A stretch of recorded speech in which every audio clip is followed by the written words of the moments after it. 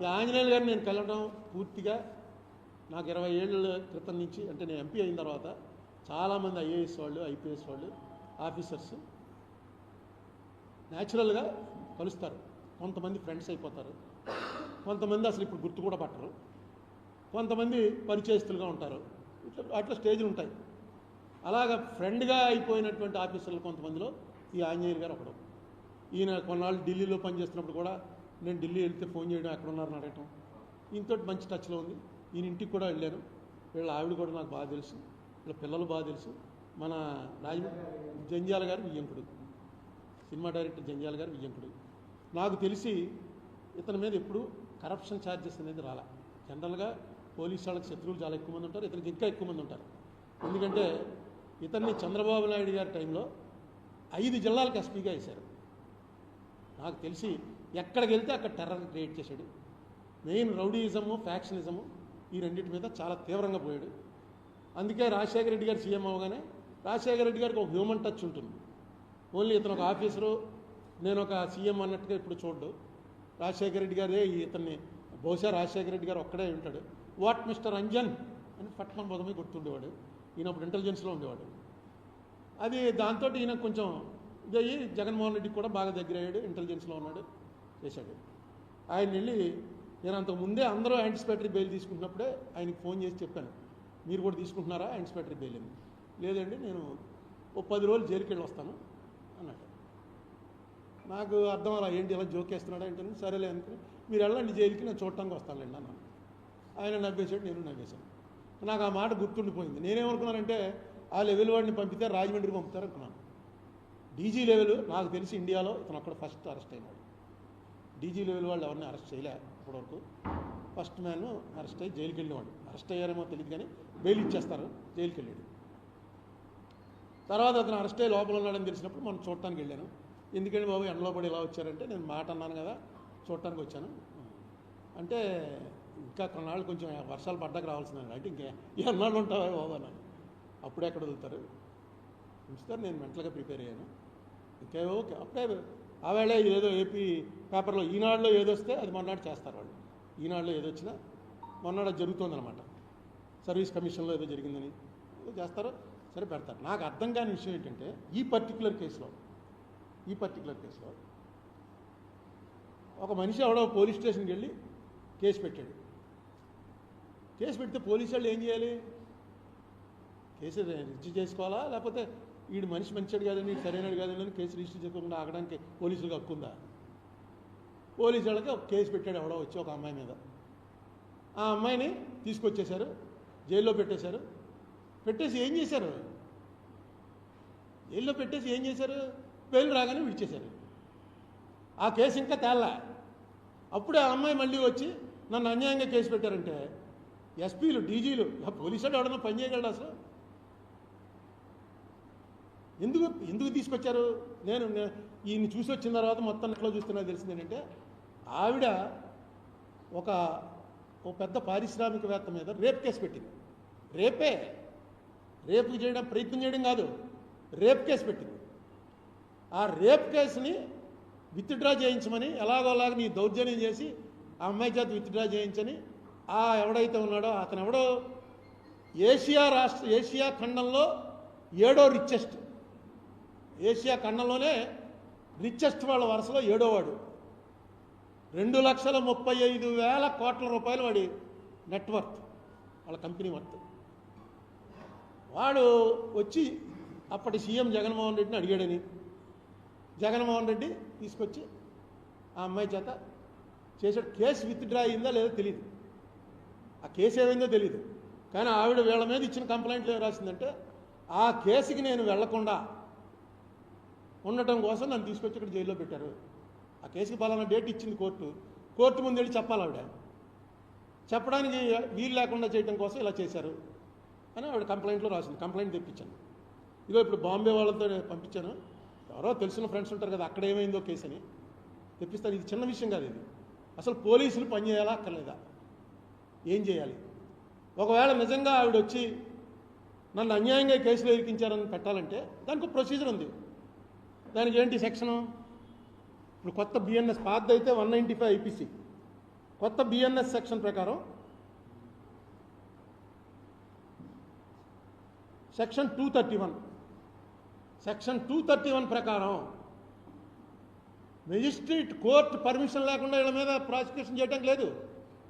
Investigate చేయాలన్నా సరే magistrate permission, ఎందుకంటే ఆ కేసు ఇంకా పెండింగ్లో ఉంది. ఎవరైతే ఆవిడ నా ఆస్తులేవో ఫోర్జరీ చేసిందని కంప్లైంట్ ఇచ్చాడో ఆ కేసు ఇంకా పెండింగ్లో ఉండగా ఈ కేసు ఎలా బుక్ చేస్తారు?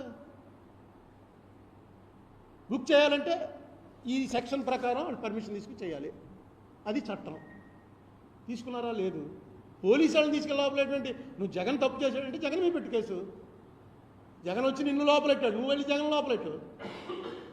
అసలు రేపు నుంచే పోలీసు వాళ్ళు ఎవడన్నా ఇప్పుడు ఎమ్మెల్యేలు వాళ్ళు ఫోన్ చేసి చెప్తుంటారు, ఏమండి ఏంటి ఇంకా వాళ్ళని అరెస్ట్ చేయలేదు అరుణ్ కుమార్ని? నేను చెప్పాం అంటే సార్ ఒక కాగితం రాసి పంపించండి, ఆ కాగితం నోటరీ చేయించండి, ఆ నోటరీ చేయించి ఆ కాగితం పంపిస్తే ఆ కాగితం నేను ముందు వెరిఫై చేస్తాను, మీదో కాదో వెరిఫై చేసి అప్పుడు యాక్షన్ తీసుకుంటాను. పోలీసు వాళ్ళు ఎవడమాట అండి. ఇంకా ఇప్పటికే పోలీసు ఉద్యోగం అంటే ఎవడధికారులు కేడీగాడిని తీసుకొచ్చి లోపలికి వెళ్ళి సార్ అంటున్నారు. ఏమో రేపాడు ఎమ్మెల్యే అవుతాడో ఎంపీ అవుతాడో, ఎందుకు వచ్చిన రిస్క్? వాళ్ళతోటి మనలాంటి మామూలు మనుషులనే ఉన్న వాళ్ళు అరెస్ట్ చేస్తారు, కానీ కేడీగాళ్ళని వాళ్ళని అరెస్ట్ చేయడం మానేశారు. రిస్క్ ఎందుకని? ఎప్పుడో మా చిన్నప్పుడు వచ్చింది అర్ధ సత్య అని ఒక పిక్చర్.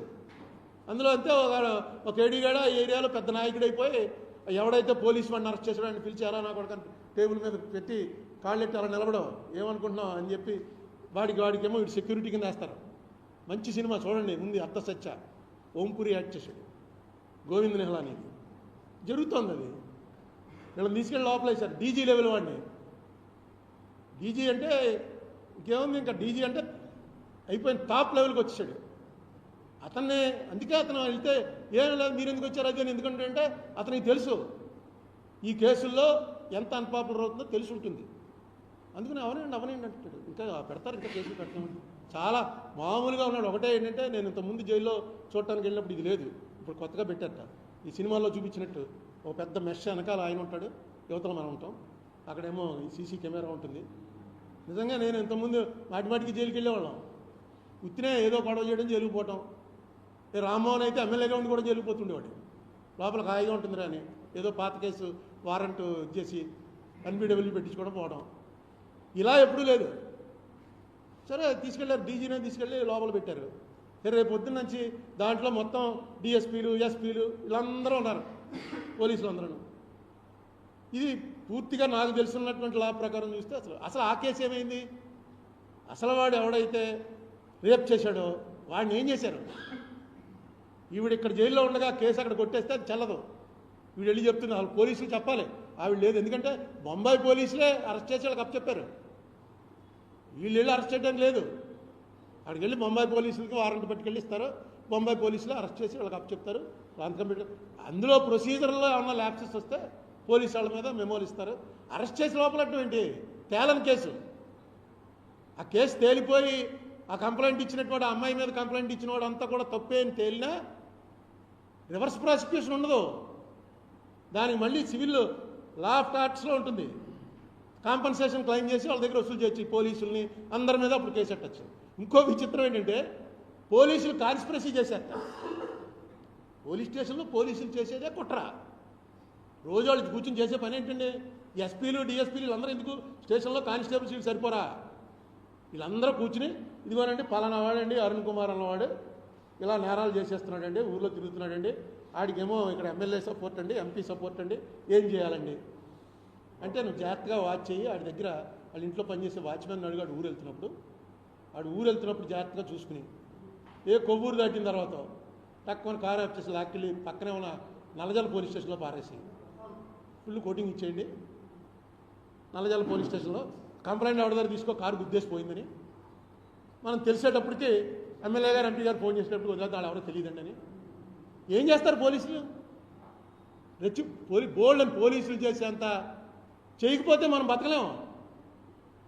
పలుకుబడి ఉన్నవాడు కనుక వాడు ఏమైనా చేయగలను అనుకుంటే మనం బతకగలమా? మనకేం పలుకుబడింది? రోడ్డు మీద తిరగలమా? చేస్తారు పోలీసులు. అందులో ఎక్స్ట్రీమ్లు ఉంటాయి.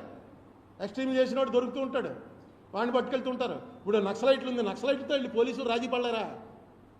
వాళ్ళకి తెలీదా? వెళ్ళిపోయి ఆ నక్సలైట్లు వాళ్ళతో ఫ్యామిలీతో రే మిమ్మల్ని ఏం చేయరా బాబు, మమ్మల్ని ఏం చేయొద్దని చెప్పని కుట్ర, నక్సలైట్లు కాల్చడం అంతా కుట్రే.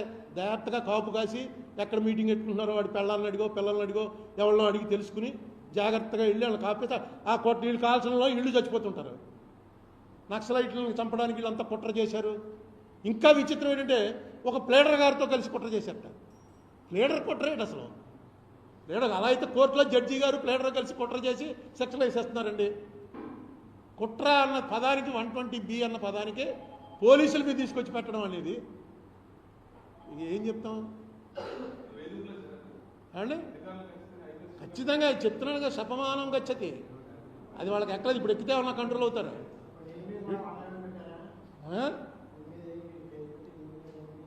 ఎవరి మీద? ఆ రోజున అమ్మాయిని అరెస్ట్ చేసి తీసుకురావడానికి ఆంజనేయులు అనేవాడు ఫోన్ చేసి విశాల్ గున్ని అనేవాడిని నువ్వు మా ఆఫీస్కి రా అని చెప్పి ఆఫీస్లో విశాల్ గున్నితోటి నువ్వు వెంటనే ఆ అమ్మాయిని అరెస్ట్ చేసి ఇక్కడ తీసుకురా అని ఆయన చెప్పాడు. విశాల్ గున్ని రాసిచ్చింది అని చెప్పాడు అంటూ ఇంకో మాట రాశాడు. మరి ఆ మాట ఎందుకు వీళ్ళు పక్క తీశారో. వెంటనే నేను డీజీపీ రాజేంద్రనాథ్ రెడ్డి గారు డీజీపీ గారు ఆఫీస్కి ఫోన్ చేసి అడిగాను, ఏమండి ఇలా పిలిచి నన్ను బొంబాయి పోలీసుల దగ్గరికి పంపించి ఆవిడ ఎవరినో అరెస్ట్ చేసి తీసుకురమ్మంటున్నారు, ఏం చేయమంటామని. ఆయన గో అహెడ్ అని చెప్పిన తర్వాతే అరెస్ట్ చేసి తీసుకొచ్చామన్నారు.